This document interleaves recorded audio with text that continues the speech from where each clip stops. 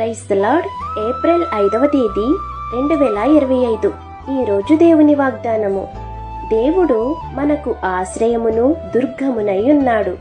ఆపత్కాలములో ఆయన నమ్ముకొనదగిన సహాయకుడు. కీర్తనల గ్రంథము 46వ అధ్యాయము 1వ వచనం. దేవుడే మన ఆశ్రయము. ఎవరు విడిచిపెట్టినా, పరిస్థితులు ఎంత కష్టమైనా దేవుడు మనకు అండగా ఉంటారు. దేవుడే మన బలము. మన బలహీనతలో, నిరాశలో ఆయన మనకు శక్తినిస్తారు. దేవుడే తక్షణ సహాయము. దేవుడు ఆలస్యం చేయడు. మనకు అవసరమైనప్పుడు వెంటనే సహాయము చేస్తారు. ఈ వాగ్దానాన్ని నమ్ము, భయపడకు.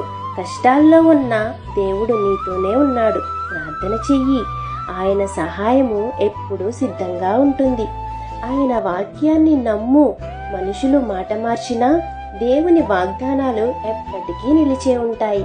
కాబట్టి ఈ వాగ్దానం మీ జీవితంలో నెరవేరాలని కోరుకుంటూ దేవుని సువార్త పరిచర్యలో మీ సహోదరి. ఆమేన్. God bless you.